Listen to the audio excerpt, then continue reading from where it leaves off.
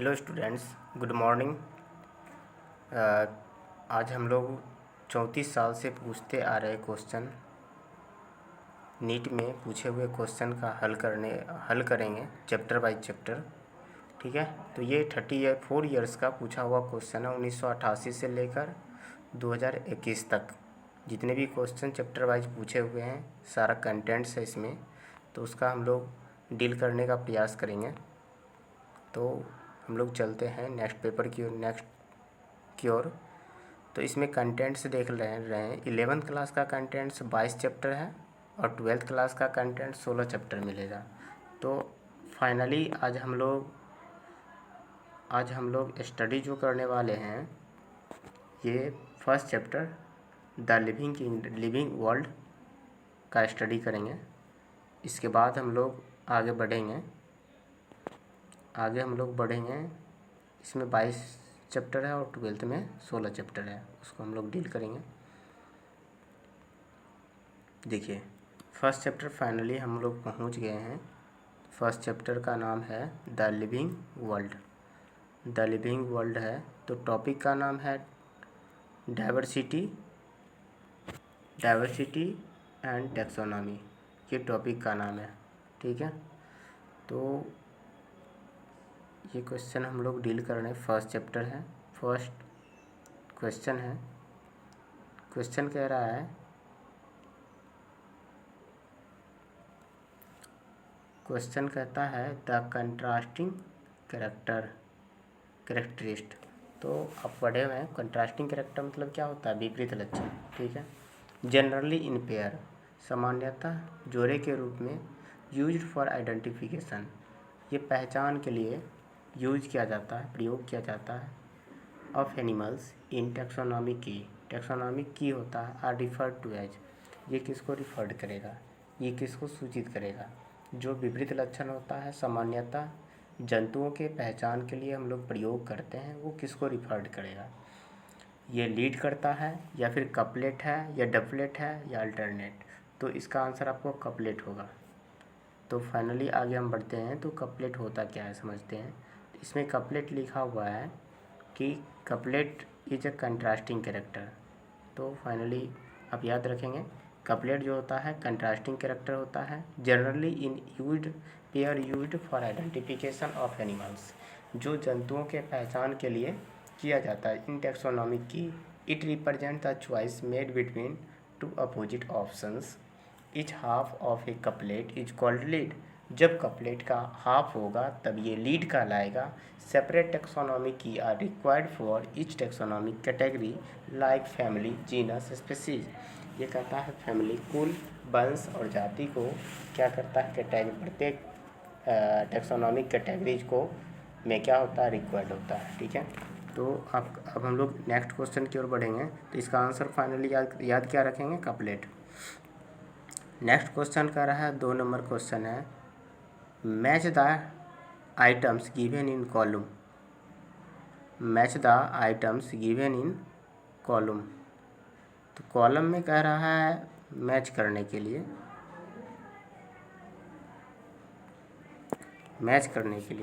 तो column first देख रहे हैं और कॉलम सेकेंड है। इस टाइप के क्वेश्चन बहुत सारे पूछे जाते हैं। इस बार जो नीट का एग्ज़ाम हुआ था, इसमें इस टाइप का मैचिंग टेस्ट का बहुत ज़्यादा क्वेश्चन आया हुआ है। तो स्टूडेंट हम इसको याद रखेंगे। ये जो फर्स्ट दिया है हार्बेरियम आप पढ़े होंगे। हार्बेरियम में क्या क्या आता है, हार्बेरियम सीट आता है, और हार्बेरियम सीट पे क्या होता है, इस हार्बेरियम सीट की लंबाई 16.5 इंच गुने 11.5 इंच होती है। और इस पर किसी भी प्लांट, इसके अंदर का प्लांट को ही रखा जाता है। हर्ब, हार्बेरियम से नाम स्पष्ट होता है हर्ब मतलब क्या है, यहाँ पे प्लांट है। तो प्लांट है तो प्लांट का उसका साइंटिफिक नेम, वैज्ञानिक नाम लिखा होता है, प्लस क्षेत्रीय नाम लिखा होता है, और जो कलेक्टर्स होते हैं कलेक्टर्स का नाम लिखा जाता है, ठीक है। आगे है नेक्स्ट कह रहा है कि कुंजी क्या होता है। कुंजी जो होता है आइडेंटिफिकेशन, पहचान के लिए हम लोग यूज करते हैं। अगला कहता है म्यूजियम जो है संग्रहालय। आप जानते होंगे संग्रहालय में प्लांट भी रखा जाता है और एनिमल दोनों रखा जाता है, ठीक है। आगे कहता है कैटालॉगस जो होता है आगे हम लोग पढ़ेंगे। तो हार्बेरियम में फाइनली क्या होगा, सिर्फ प्लांट होगा।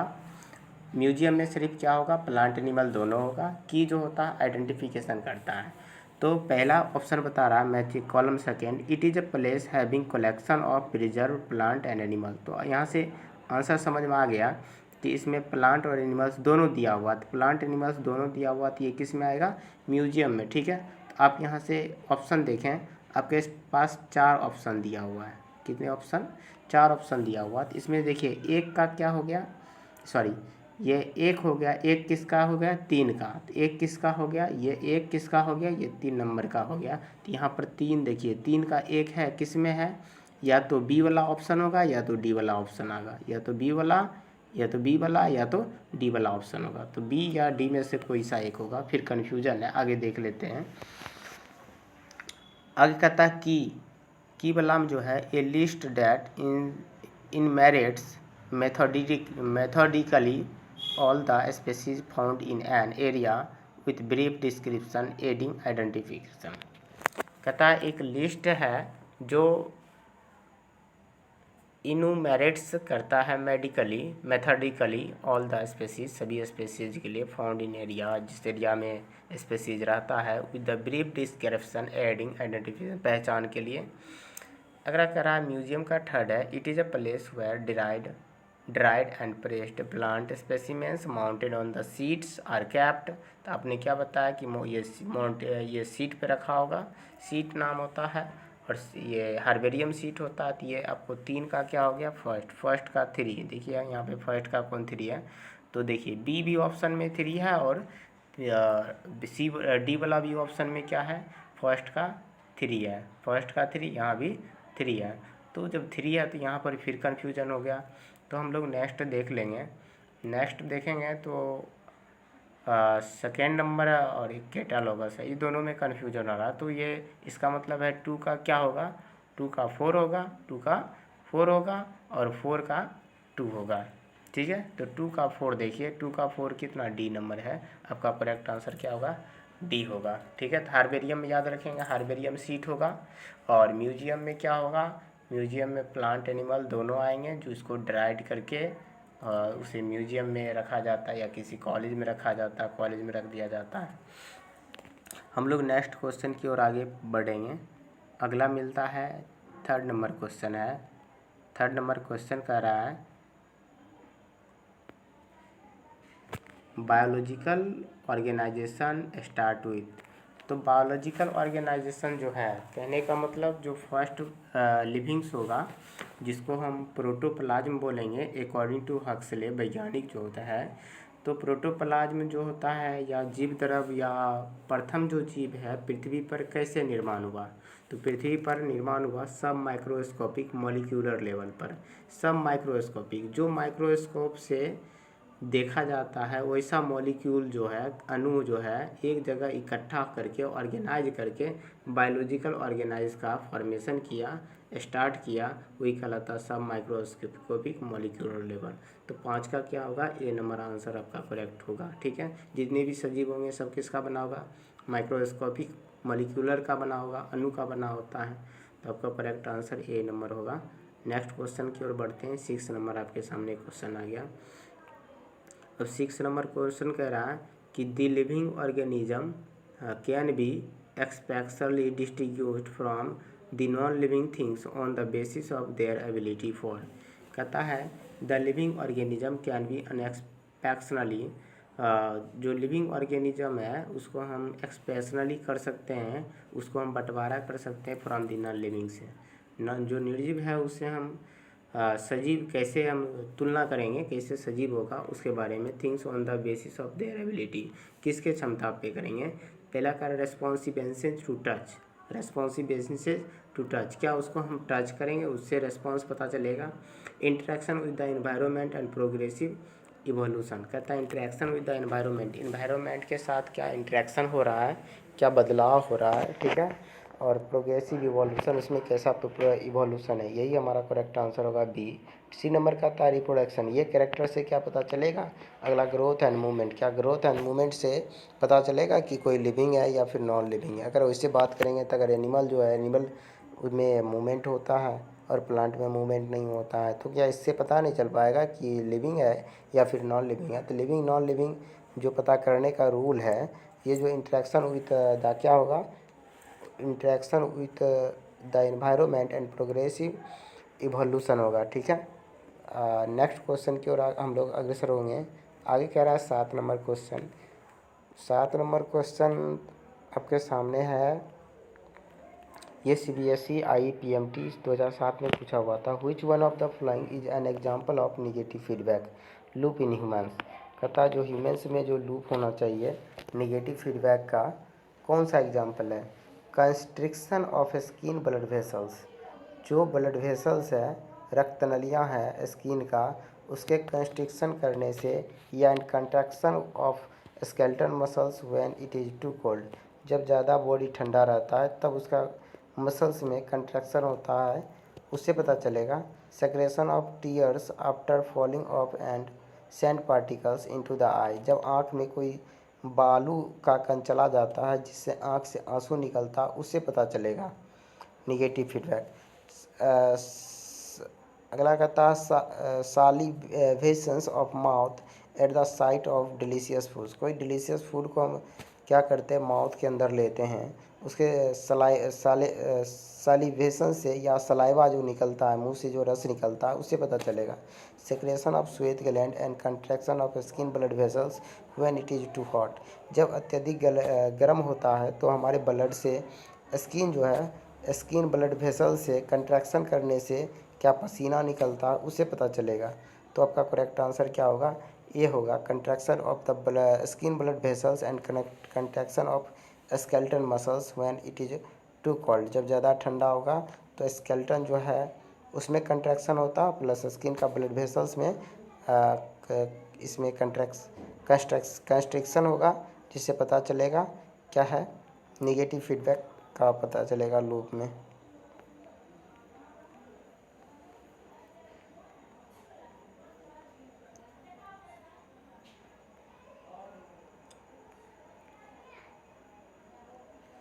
आगे 8 नंबर क्वेश्चन है, ये कह रहा है carbohydrate the most abundant biomolecules on the earth are produced by, ये कार्बोहाइड्रेट सबसे ज़्यादा प्रोड्यूस्ड किया जाता है किसमें, all bacteria fungi and algae, all bacteria fungi और एंड अलगी। फंगी बैक्टीरिया में जानते हैं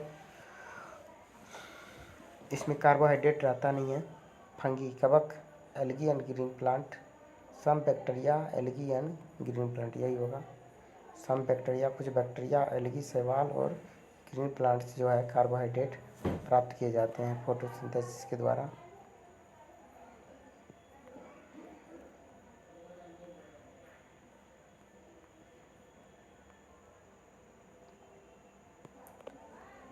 मोर than 70% of world fresh water is contained in, कहता है 70% फ्रेश वर्ल्ड फ्रेश वाटर जो होगा कंटेंट होगा किसमें, पोलर, इसका आंसर पोलर आइस होगा।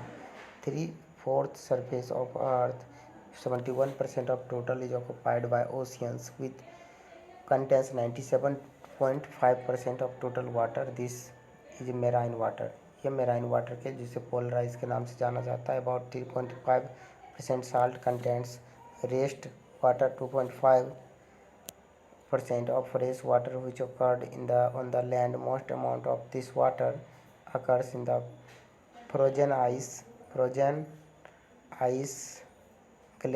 and glaciers, and 0.5 fresh water occurred in groundwater.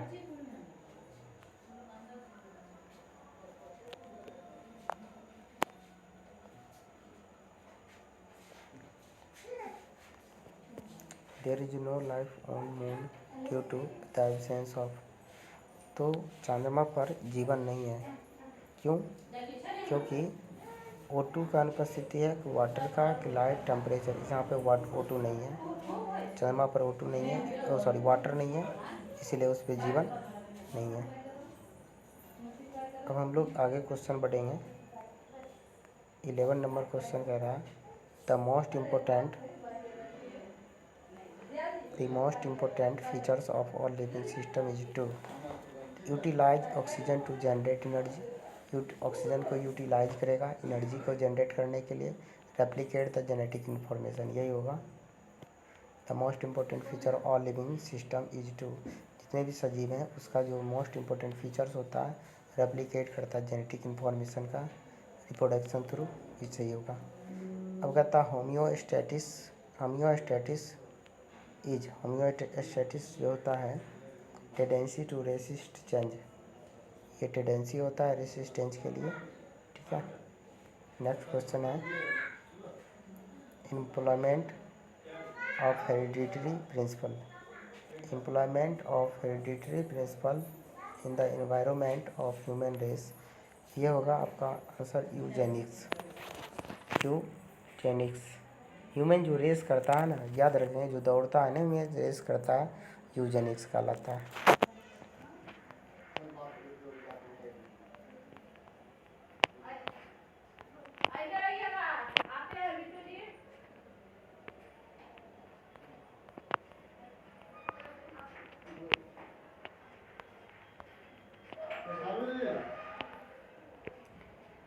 आपके सामने 14 नंबर क्वेश्चन है, बायनोमियल नोमेनक्लेचर सिलेक्ट, तो टॉपिक का नाम है binomial nomenclature, select the correctly written scientific name of mango which was first described by Carlos Linnaeus. आपको correct answer क्या होगा, ये होगा मैंजीफेरा इंडिका। तो कार्लोस लिनियस वगैरह खोजा गया था, और ये तिरछा फॉर्म लिखा जाता है, प्रथम नाम वंश नाम होता है और दूसरा नाम जाति नाम होता है, इसको तिरछा क्रम में लिखेंगे। आपका करेक्ट आंसर ये होगा। 15 नंबर क्वेश्चन देखते हैं, which is following is against the rule of ICBN। तो आपको अभी तुरंत पढ़ा है कि handwritten scientific name should be underlined, तो हैंड रिटन को साइंटिफिक नेम को हैंड रिटन से अंडरलाइन कर दिया जाता है, ये भी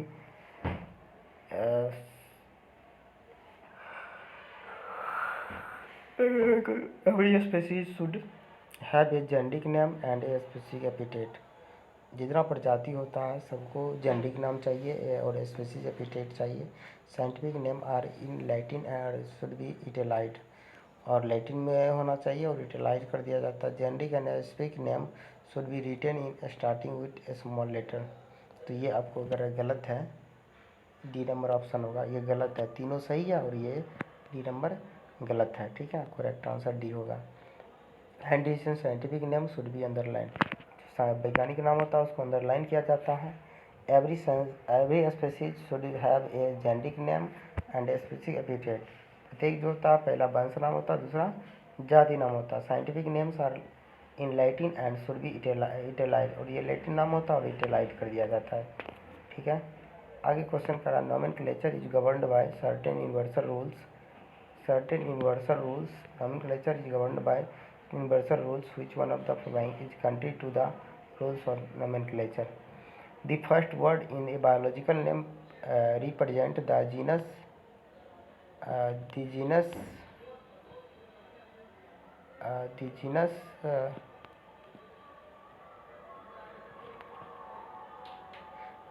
name, and the second is a specific epithet, ये भी सही है। Specific epithet, the names are written in Latin or italicized, yeah, when written by hand the name are to be underlined, ये भी सही है। Biological name can be written in any language, ये गलत है, ये किसी भी लैंग्वेज में नहीं लिखा जाता, इसका जो रूल होता है यूनिवर्सल रूल वही सही है। Thank you very much, a lot of thank you watching for this videos. तो इस प्रकार आपका फर्स्ट चैप्टर, इस प्रकार क्वेश्चन आपका कवर हो गया। कल हम लोग स्टडी करेंगे बायोलॉजिकल क्लासिफिकेशन सेकेंड चैप्टर के बारे में, ठीक है। सेकेंड चैप्टर बायोलॉजिकल क्लासिफिकेशन को स्टडी करेंगे। स्टूडेंट्स आप कवर कर लेंगे, आई होप। Thank you.